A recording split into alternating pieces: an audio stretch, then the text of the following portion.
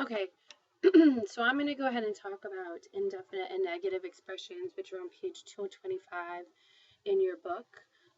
In Spanish, verbs are affirmative unless are made negative through the use of no or a negative expression. Following is a list of common negative expressions and their affirmative equivalents. So here's the negatives. Nada is nothing, not anything. Nadie is nobody, no one. Ningún is none, not any. Same thing with ninguno, ninguna, ningunos, ningunas. Ninguna vez, nunca, jamás. Those are never. Tampoco means neither, not either. And ni is neither nor. And the affirmatives are algo, something or anything. Alguien, someone or anyone. Algún or alguno, alguna, algunos, algunas. Any or some. Alguna vez, algunas veces, sometimes, siempre, always, también, also, too, o is either or.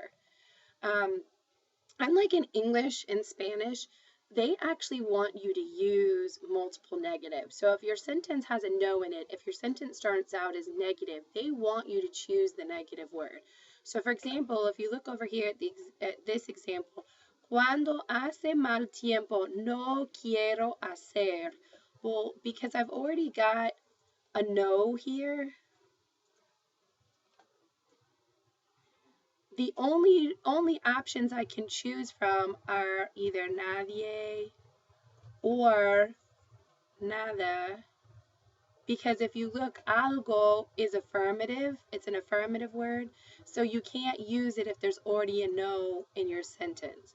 So what it's saying is, cuando hace mal tiempo no quiero hacer. So when it's bad weather, I don't want to do no one or nothing. Probably nothing makes most sense, and that's what you would put here. No quiero hacer nada. Okay. When no is used in the sentence, a second negative, nada, nadie, ningún, can either immediately follow the verb or be placed at the end of the sentence, which is what's happening here. It's at the end of the sentence, but it's also immediately placed after the verb. So, no fuimos nunca a la playa con la Ordes, no le dimos los sándwiches a nadie. Okay. When the negative expression precedes the verb, no is omitted. Okay, so here's an example of that. The next one.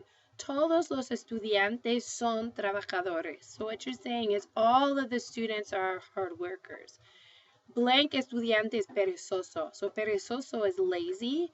So if all of them are hard workers, then none of them can be lazy, and I don't need a no in there. Okay, so because none of them are lazy, I can get rid of this affirmative word, and I'm left with ningún and ninguna.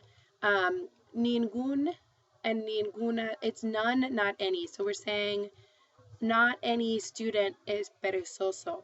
Well, with ningún, you wanted to agree with the noun it's describing. So here we're just talking in general about a student, and we are using the masculine form for perezoso because we wanted to apply to any type of student. So we would pick the negative form, which is ningún.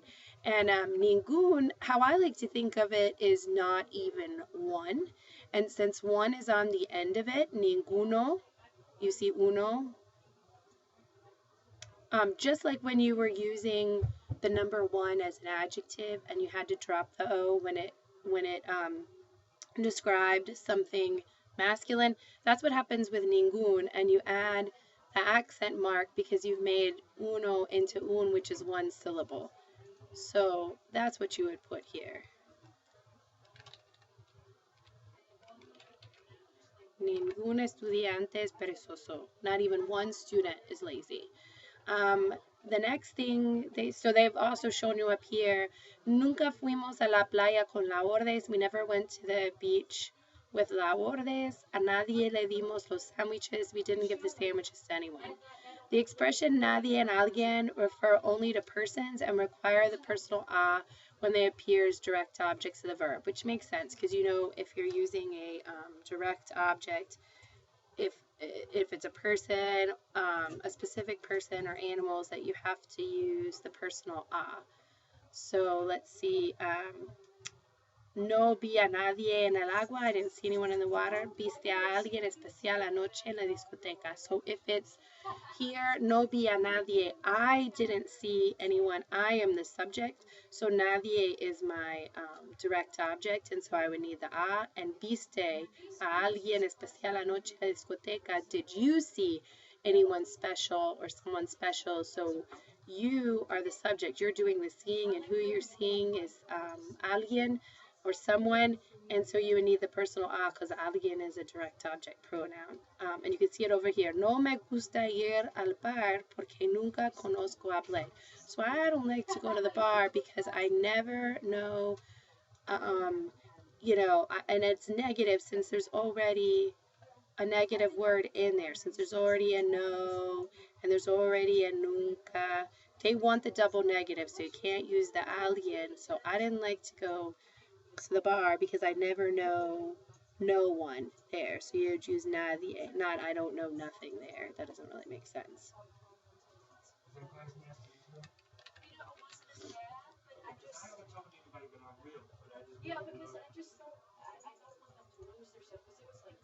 Okay.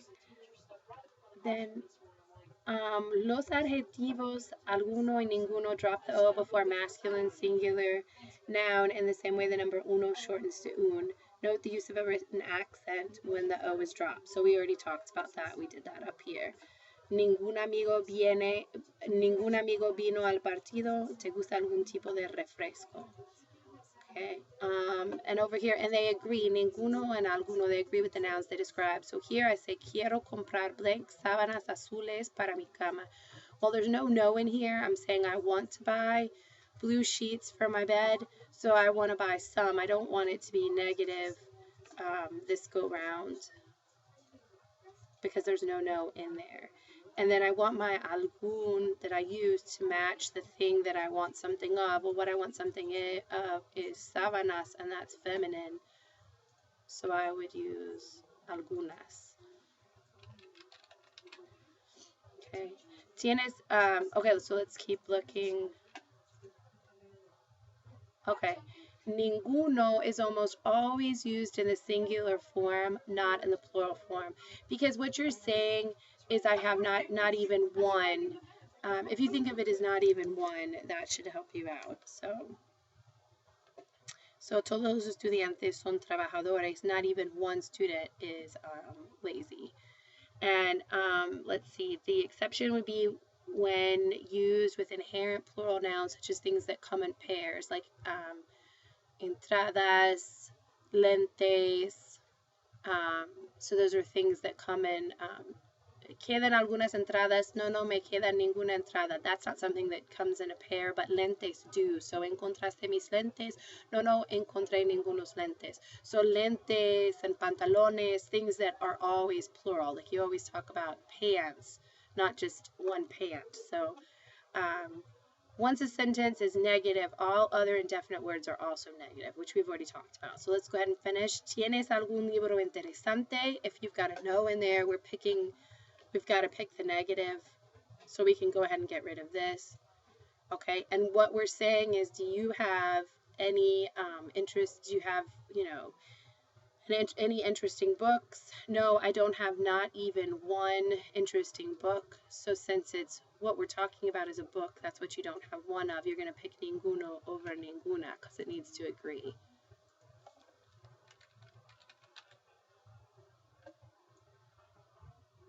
Okay, then down here, Roberto no va a estudiar.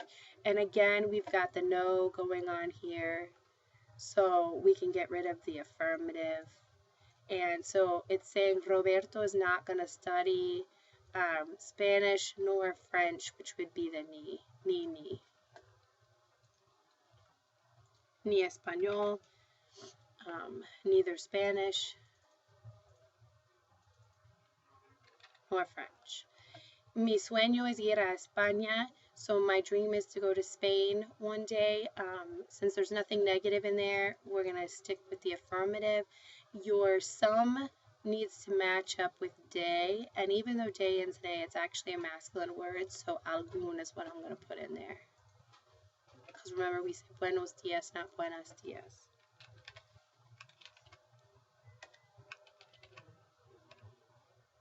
can't type. And Marta siempre va a la universidad los lunes, pero Marcos va. Okay, so this was supposed to be lunes here too. It got cut out. So let me fix it.